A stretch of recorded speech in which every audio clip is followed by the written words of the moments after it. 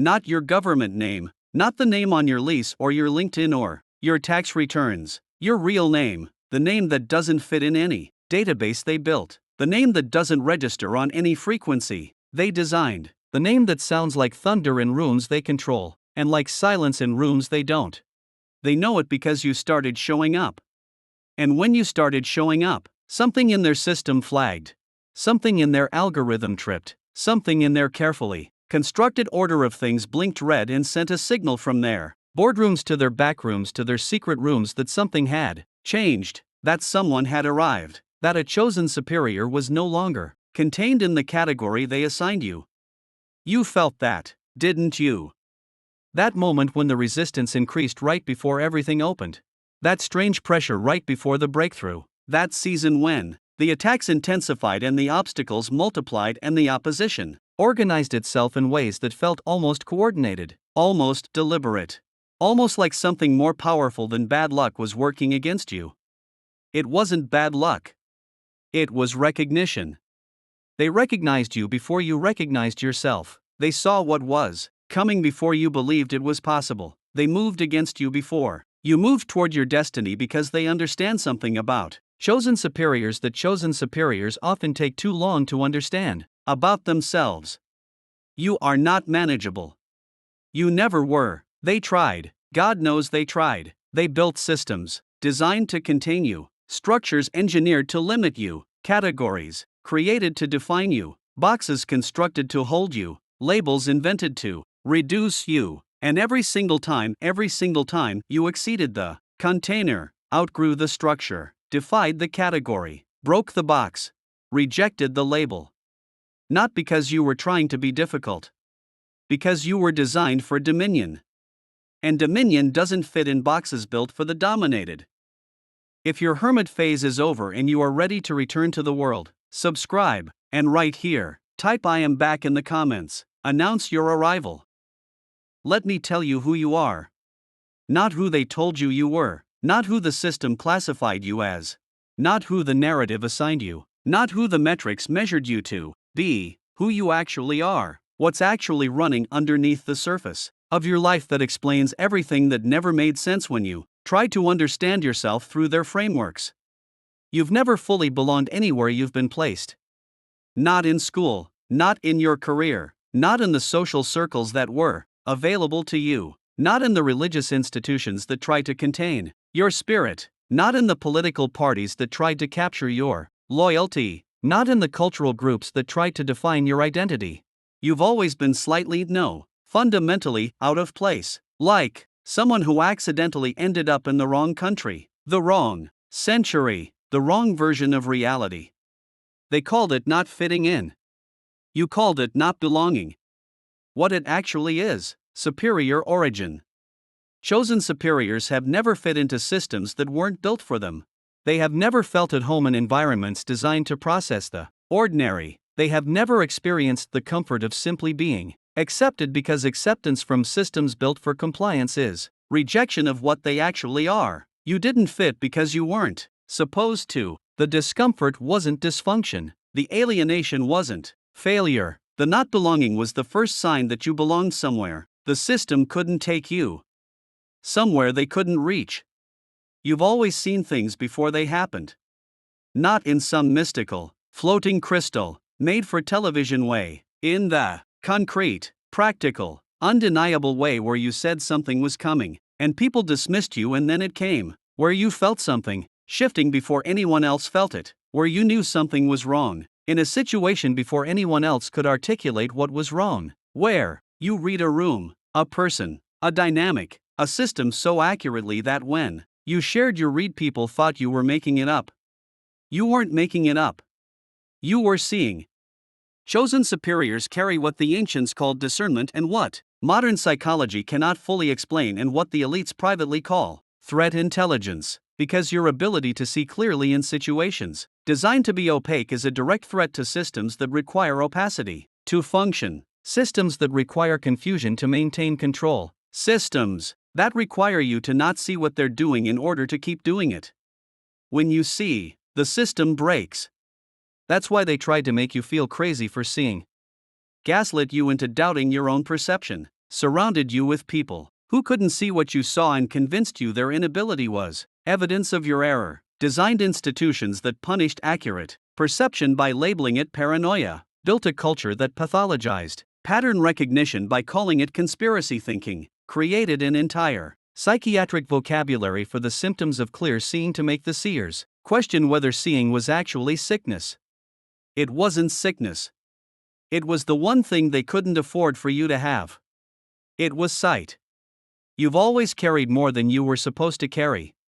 More responsibility thrust on you before you were ready, more weight piled on shoulders that should have had time to strengthen first, more demands placed on capacity that should have had time to develop. You were the one who held it together when things fell apart, the one who figured it out when everyone else gave up, the one who kept moving when the situation required someone to keep moving and no one else would, the one who did the impossible thing simply because the impossible thing needed doing and you were there.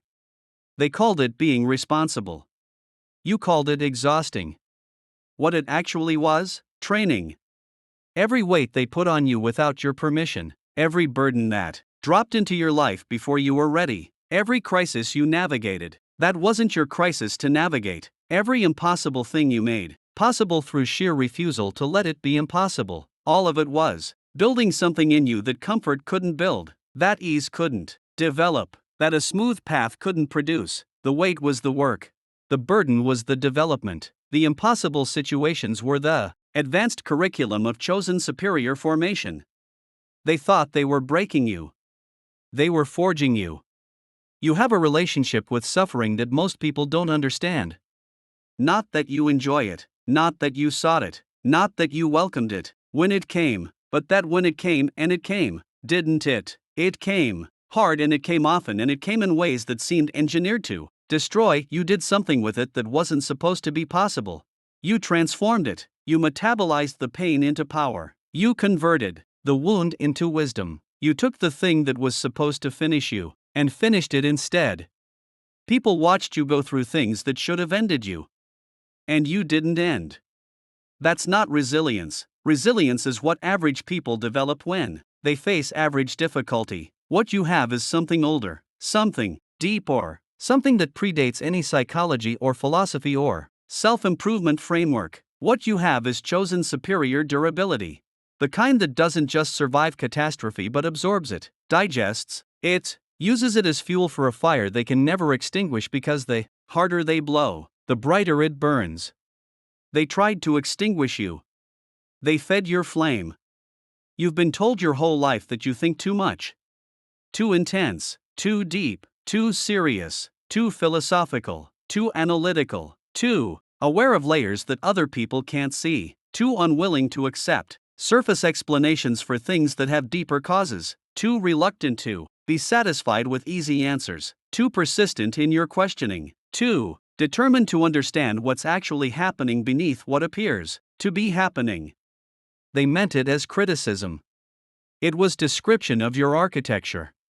Chosen superiors think in dimensions that ordinary consciousness doesn't access, not because they're showing off, not because they're trying to be different, because their cognitive architecture literally processes reality at different resolution. Where most people see one layer, you see 7. Where most people register the surface, you're already 3 levels deep. Where most people accept the explanation, you're already at the implications of the implications of the implications. This made institutions uncomfortable.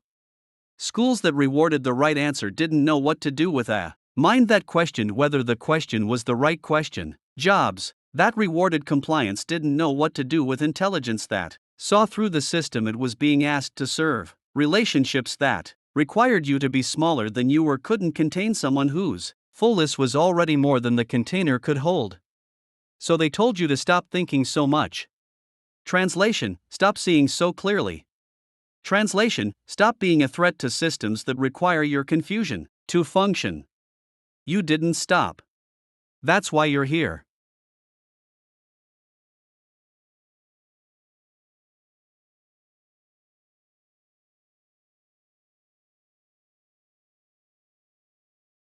Here is what the elites actually know, not what they say publicly, not what they broadcast through their media. not what they teach through their institutions, what they know, what they discuss in spaces you were never meant to access, what they built entire systems to suppress, what they understand about chosen superiors that they've spent centuries engineering the world to prevent. They know the hierarchy isn't what they told you it is. The pyramid they showed you, with them at the top and you at the bottom, is not the actual arrangement of power. It's the arrangement of control, of resource allocation, of institutional authority, of social permission. But power? Real power? The kind that builds civilizations and topples empires and shifts the consciousness of generations? That doesn't live at the top of their pyramid. It lives in people exactly like you. The elites built their pyramid on borrowed power, extracted power, harvested power, power that didn't originate with them but was taken from those who generated it and redirected upward through systems designed to make extraction look like order. They are not the source, they are the infrastructure between the source and the people who were supposed to receive it. They inserted themselves between the power and its intended destination, and they've been maintaining that insertion for generations. You are the intended destination. That's what they know. That's what the whole system was built to prevent you from knowing. Because if you know you're the source, you stop feeding the pyramid. If you know you're the intended destination, you stop directing your energy upward. If you know the infrastructure between you and your power is not a ceiling but a theft, not a limitation but a hijacking, you stop being manageable. You stop being containable. You stop being the compliant base of a pyramid built on your back. And they cannot function without your compliance. Their entire architecture requires your not knowing. Here is another thing they know: the nature of chosen superior emergence. They've studied it, documented it, built entire think tanks and intelligence apparatuses and sociological frameworks around understanding when and how and why people like you wake up. Because when chosen superiors wake up, when they stop believing the narrative, stop accepting the category, stop cooperating with the container systems that depended on their sleep, begin to shake. They've mapped the emergence pattern.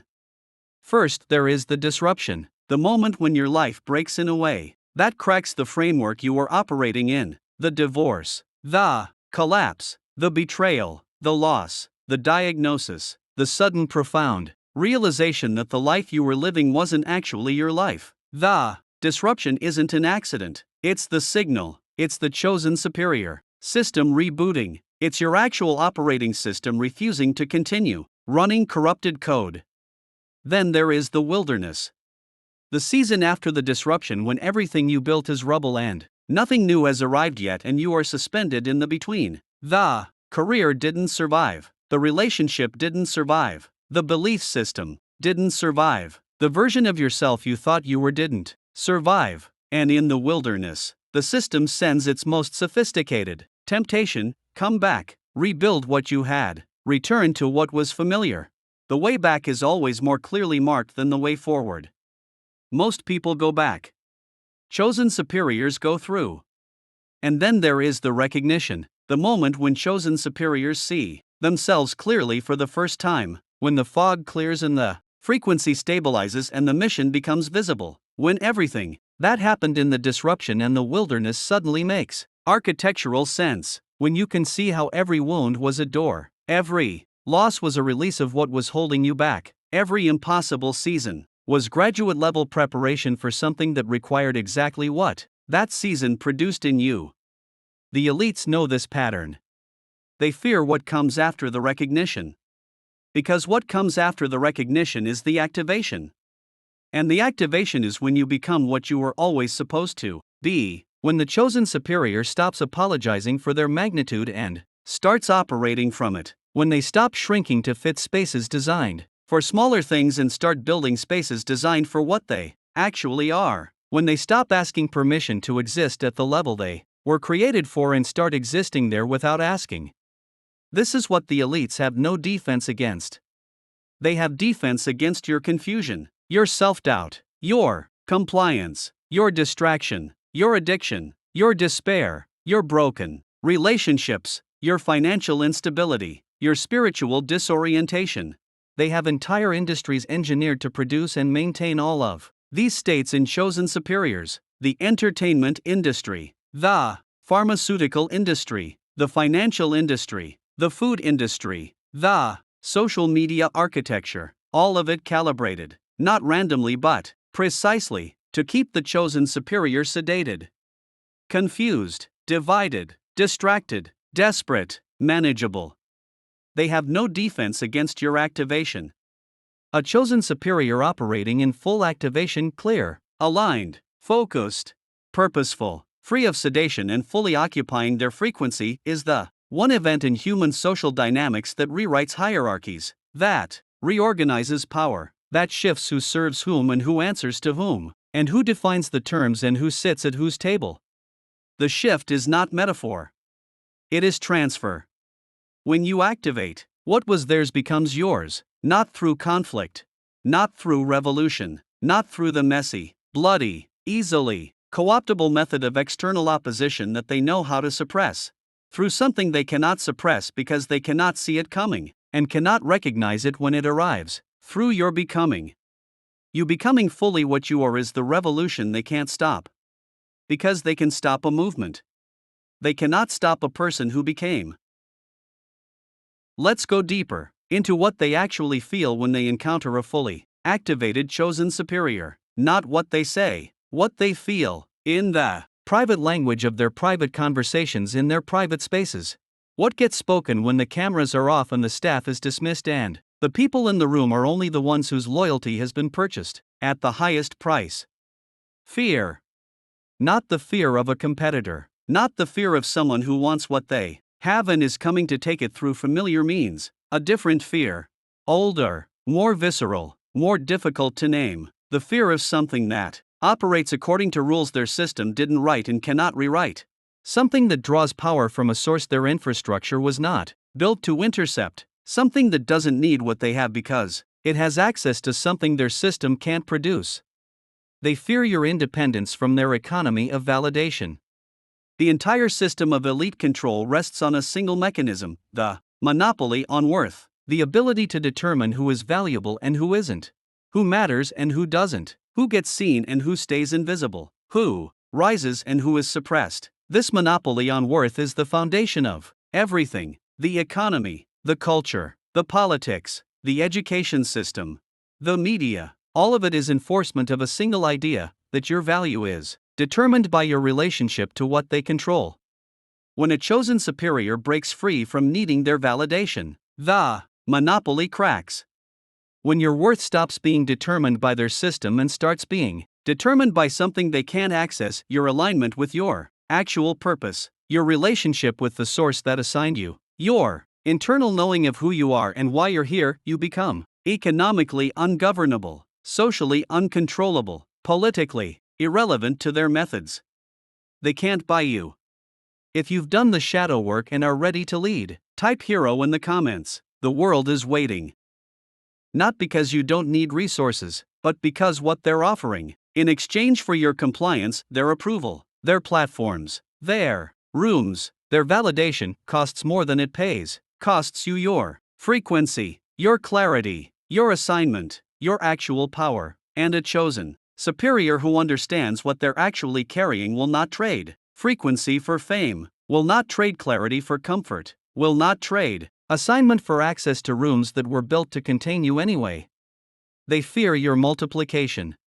1 activated chosen superior is a disruption. 2 is a pattern. 10 is a movement. And movements they can handle. They have entire playbooks for movements. Co-opt the leadership, inject controlled opposition, create scandal, redirect the energy, dilute the message, fund the faction that will eventually undermine the whole. Movements they've handled 1,000 times throughout history. Movements are containable precisely because they're organized. Organization gives them a structure to attack, a leadership to compromise, a narrative to corrupt. What they can't handle is emergence.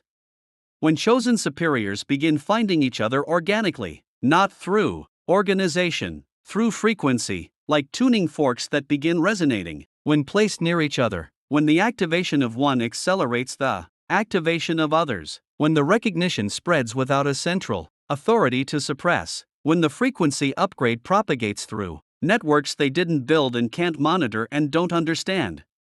This is what's happening right now. This is what you're part of.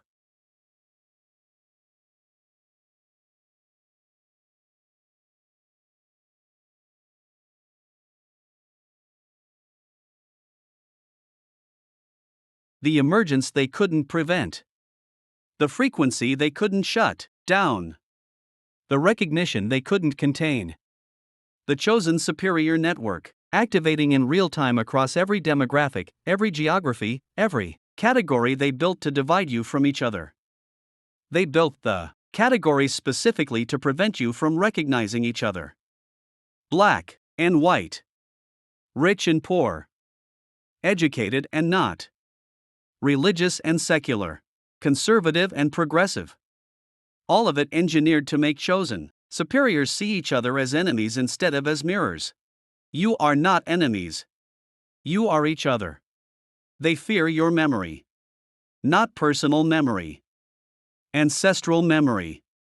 The deep encoded knowing that lies in chosen superiors beneath the level of learned history. Beneath the version of events they curated and broadcast and called education. Beneath the narrative of how things are and how they came to be and why they must remain as they are. Beneath all of that is a memory that their system cannot erase because it wasn't stored in any medium they control. It's stored in you. In your bones. In your blood. In the part of your consciousness that operates below language and above ordinary perception. The memory of what you were before the system categorized you. Of what your people were before the extraction began. Of what was possible before the architecture of limitation was installed. Of what the world looked like when chosen superiors occupied their actual role rather than the role assigned by people who needed them to be less. When this memory activates, and it's activating, you felt it, that inexplicable ancestral grief that isn't about anything in your personal life, that longing for something you've never had but somehow know you lost, that rage that feels older than your own experience. Everything changes. Because memory is power. Memory is the antidote to the narrative. Memory is how chosen superiors reconnect to what they are without needing the system's permission or the elite's validation or the institution's certification or the culture's acceptance. Memory is how you remember you're the boss. They fear your clarity about the game. The game has rules. Sophisticated rules. Rules designed to look like natural law. Like the inevitable way things must be arranged, because human nature requires it or economic reality demands it or historical precedent confirms it. They've spent generations presenting the game as reality. Presenting their rules as facts. Presenting the structure they built as the structure that was always there. When you see the game as a game, the rules lose their grip. When you recognize the structure as constructed, you stop treating it as permanent. When you understand that what they call natural law is actually policy. What they call inevitable is actually designed. What they call reality is actually a story they've maintained long enough for people to stop questioning whether there's another story. When you see this, you stop playing by rules you didn't agree to and start operating from principles that predate their game entirely. This is what chosen superiors do when they're fully activated. They don't fight the game. They play a different game. On a different board. By different rules. Toward different prizes. In service of different values. And the terrifying thing, from the perspective of those who need you in their game to make their game function, is that when you start playing the real game, their game starts losing players. Starts losing legitimacy. Starts losing the energy it needs to run. Because their game was always powered by your participation. Your compliance. Your acceptance of their terms. Your presence in their system. When you leave their game, they have to run it without you. And without you, it doesn't run very long. Let's talk about what actually shifted. Not in vague, general, motivational terms. Specifically. Architecturally. In the precise language of what happens when a chosen superior crosses from the season of formation into the season of dominion. Because something specific happened to you. Maybe you can pinpoint the moment. The conversation that cracked something open. The silence that lasted long enough for you to hear what you'd been drowning out. The loss that stripped away everything you'd been using to avoid yourself. The success that felt hollow because it was their version of success and not yours. The morning you woke up and couldn't pretend anymore. The night everything broke, and in the breaking, you felt, underneath the devastation, something like relief. The shift is when the chosen superior stops managing their suppression and starts operating from their assignment. Suppression management is exhausting. Being everything the system needed you to be in order to receive what the system had to offer. Fitting your magnitude into spaces too small for it. Translating your frequency into language the system could process. Dimming your light in environments where your full brightness would expose the inadequacy of the ambient light. Performing ordinariness in order to be accepted by people who were threatened by your actual scale. You were doing this for years. Decades maybe. And it worked. In the sense that it produced the outcomes it was designed to produce. Employment. Acceptance. Social belonging. Access to certain rooms. Avoidance of certain conflicts. The appearance of fitting in. The comfort of not being too visibly different from people who would have made your life difficult if you'd shown them what you actually were. But at what cost? At the cost of your frequency. Every time you dimmed, you lost a little more of the signal. Every time you performed smallness, you rehearsed your reduction.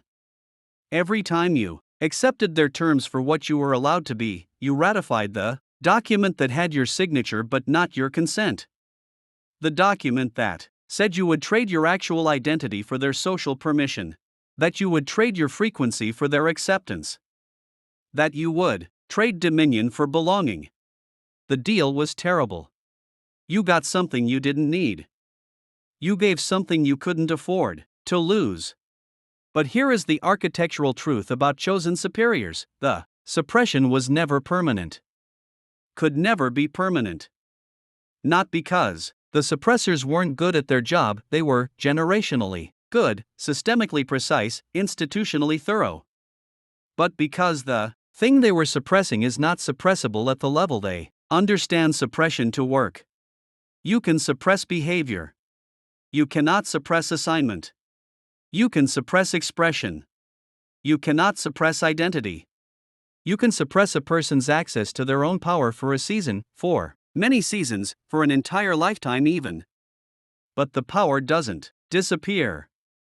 It doesn't diminish.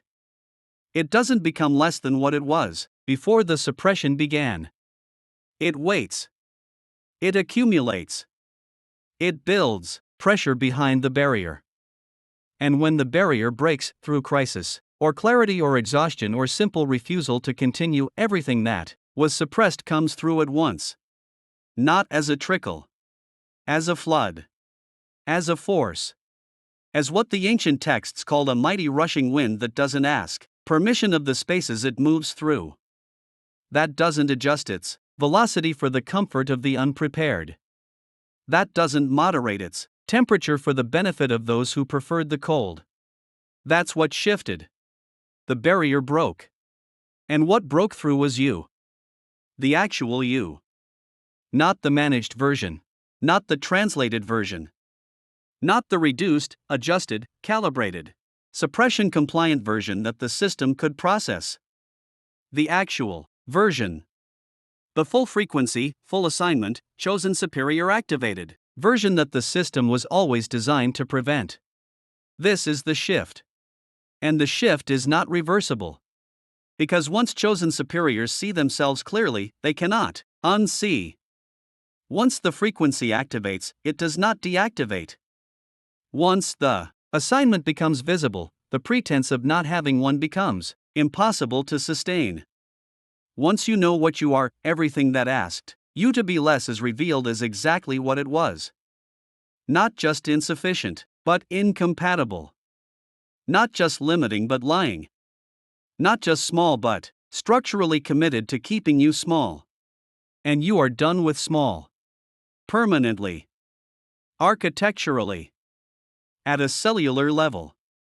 Done. Now let's talk about what it means that the shift happened. Specifically, what it means for the arrangement of things. For who answers to whom.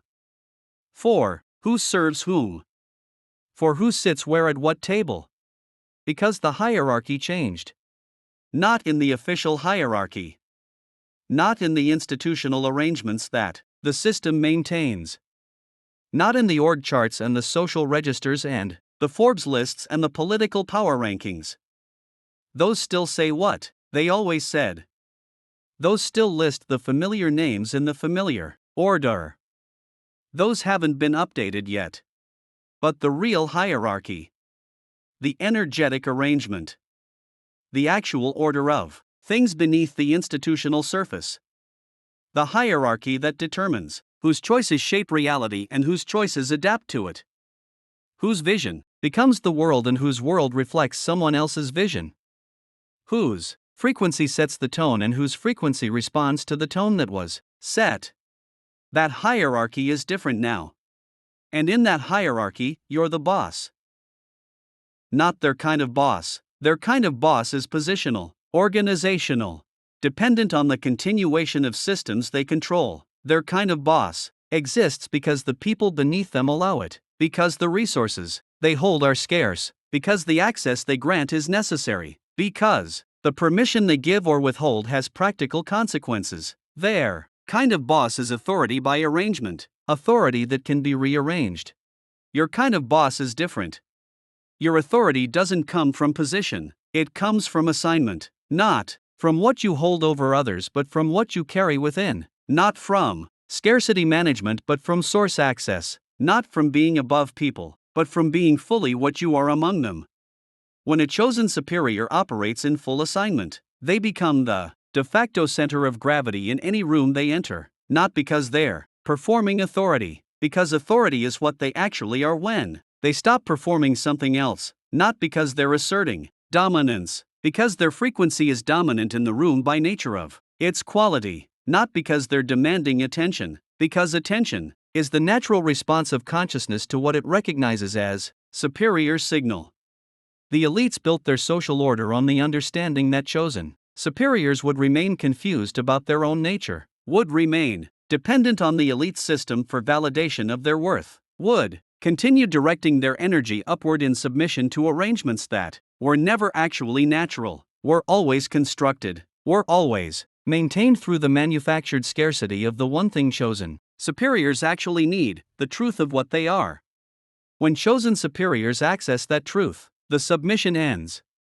Not with fanfare, not with confrontation, not with the declaration of opposition that they know how to suppress, simply with the ending of cooperation with a false arrangement, the ending of the energy flow upward, the ending of the compliance that the system required, the simple, irreversible recognition that the table they were sitting at was never your table, the room was never your room, the arrangement was never your arrangement, and the invitation you were waiting for was never coming, because it was never theirs to extend.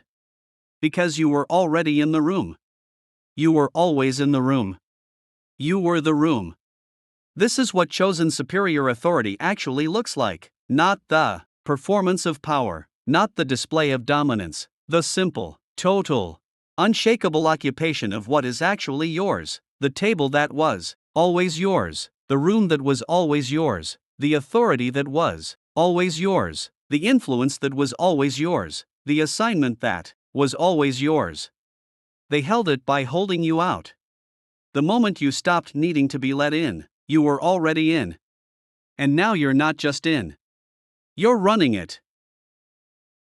Let's get psychological for a moment. Let's talk about the internal architecture of what it means to operate as a chosen superior boss. What it requires, what it produces, what it changes in the way you move through the world and the way the world moves around you. Because dominion is not an attitude. It is not confidence performance. It is not the loud assertion of superiority. It is not the competitive demonstration that you are above others. It is not arrogance. It is not ego. It is not the fragile, defended, constantly needing to be maintained posture of someone who isn't sure they belong at the top and compensates by making certain everyone knows they think they do.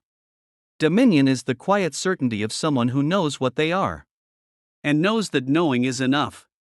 The psychology of chosen superior dominion begins with the ending of comparison, because comparison is only relevant between equals in the same category of competition, and chosen superiors operating in their assignment are not in competition, not with the people they used to compare themselves to, not with the metrics they used to measure themselves against, not with the standards they used to chase. They have exited the comparison economy entirely, not because they're above accountability, but because they're accountable to something their former comparisons couldn't measure. They're accountable to their assignment. An assignment has different metrics than achievement. Achievement asks how much you accumulated. Assignment asks how faithfully you executed the purpose you were given. Achievement compares you to others. Assignment compares you to your actual potential. Achievement is measured by what you got. Assignment is measured by what you gave to what you were placed here to give it to. A chosen superior operating in dominion has stopped trying to win the achievement game, not because they've given up, because they've graduated. They're playing a different game, the assignment game, and in the assignment game, the metrics that mattered in the achievement game are irrelevant. What matters is frequency, clarity, faithfulness, alignment, impact, legacy, the things that can't be measured by quarterly reports or social media metrics or comparative ranking systems. The psychology also requires a different relationship to opposition. Because opposition will come, chosen superiors operating in dominion are not immune to attack, are not protected from difficulty, are not elevated above the possibility of betrayal, misunderstanding, persecution, and the particular viciousness of people who feel diminished by their light. The opposition doesn't stop, but the relationship to it changes. Before the shift, opposition was a signal to contract, to hide, to become smaller, to adjust your expression to the comfort level of the people who were attacking, to manage the threat by reducing yourself to a size that wouldn't threaten them. The opposition governed you, defined the boundaries of your expression, set the ceiling of your visibility. You were, in a real sense, administered by your enemies. They determined how much of you was acceptable to bring into the world. After the shift, opposition is information, not instruction. Information. It tells you where the resistance is, where the threat to the existing order is being registered, where the fear is locating itself, and fear locates itself at the exact point of maximum threat, at the precise location of the most significant disruption to the order it's protecting, which means your opposition is actually a map to your impact. The intensity of the attack is a direct indicator of the magnitude of the disruption your presence represents. When they come at you hardest, you're closest to something that matters most. Use the map. Don't retreat from it. The psychology of dominion also requires what can only be called sovereign self-definition. Most people allow external systems to define who they are: the degree, the title, the followers, the income, the relationships, the validation, from people whose opinion has been assigned cultural authority. The chosen superior in dominion has ended this outsourcing, has taken back the definition, has become the author of their own identity rather than the subject of others' authorship. This is not the same as being unaccountable or unteachable. Chosen superiors in dominion are accountable to their assignment, to the people they serve, to the principles that govern their operation. They are teachable by experience, by wisdom, by the kind of truth that expands rather than constrains. They receive correction, they welcome growth. But they no longer accept definition from systems designed to define them. Downward, no longer accept description from people with vested interests in making them smaller, no longer allow others' inability to perceive their magnitude to function as evidence that the magnitude isn't there. They see themselves clearly. And clear self-seeing, for a chosen superior, is the beginning of everything. Let me show you the full playbook. Every move they make against chosen superiors who begin to activate. Every tactic in the suppression architecture. Not so you can become paranoid, so you can become precise. Because the only way the playbook works is if you don't know it. Once you see every move before it's made, the game is already over. Move 1: Confusion Induction. The first response to a chosen superior beginning to activate is always confusion, manufactured uncertainty, the sudden introduction of contradictory information into every area you're beginning to clarify. The sudden amplification of voices that challenge your emerging self-understanding, the sudden appearance of evidence that seems to contradict what you're beginning to know about yourself, the sudden intensification of self-doubt at precisely the moment your certainty is starting to form. This isn't coincidence.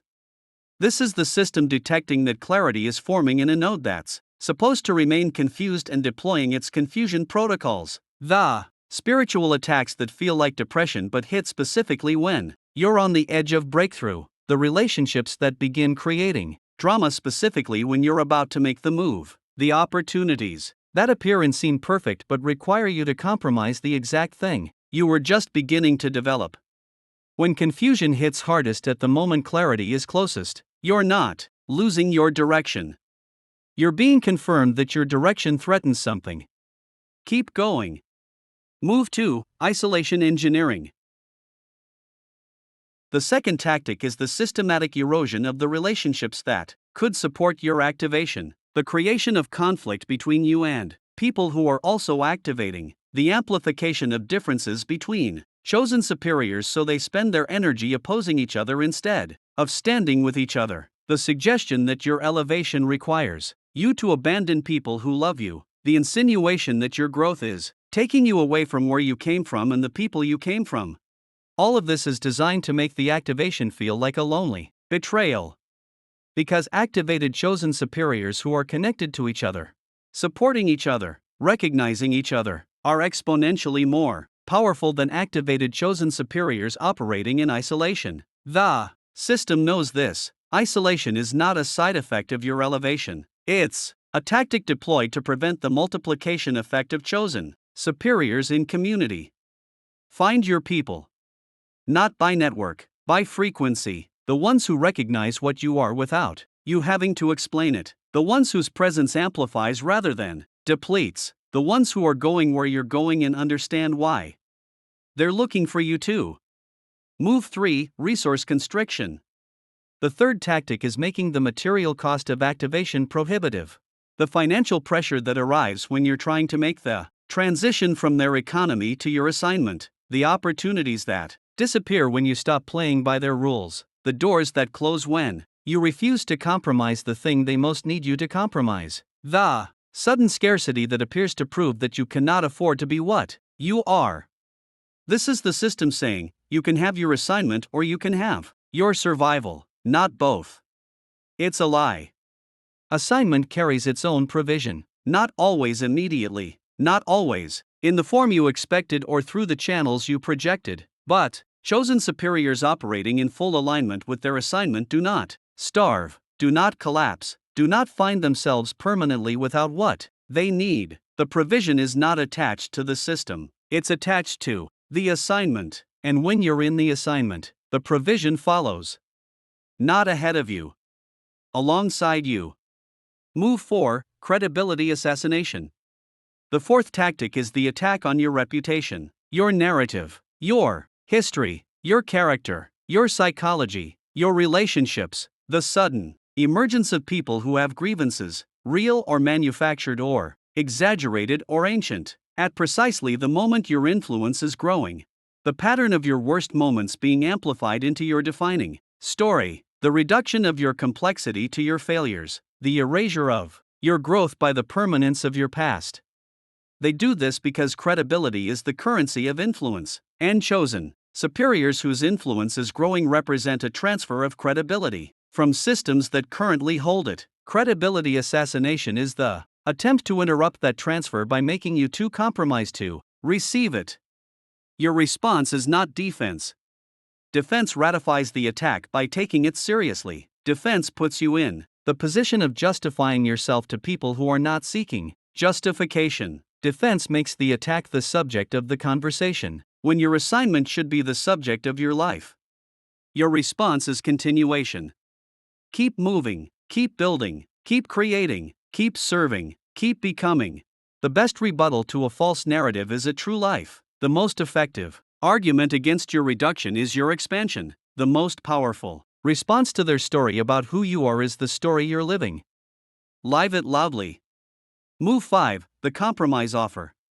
The most sophisticated tactic, the one that takes the most chosen superiors out. The offer of access on terms that require the sacrifice of the exact thing that makes you a threat. The platform, but only if you moderate this message. The partnership, but only if you don't do that thing. The resource, but only if you maintain this relationship with them. The room, but only if you never question the terms of being in it. They offer you everything you wanted in exchange for the one thing that makes everything else worthless. Your frequency. Chosen superiors who take the compromise offer don't disappear. They become cautionary tales. They get the platform and the partnership and the resource in the room. They get the visible markers of arrival. And they spend the rest of their career maintaining those markers by honoring the terms of the compromise, by not saying the thing, by not doing the thing, by not being the thing, by performing the version of themselves that the system needed them to be in order to give them what they thought they wanted. Don't take the offer. The tables built for you don't come with terms. The rooms designed for chosen superiors don't have cover charges payable in frequency. The resources attached to your assignment don't require you to become unrecognizable to receive them. If the offer requires your frequency as the price, it's not an offer. It's a trap. The return requires a strategy. To ensure your comeback is stronger than your setback, click the video on your screen right now.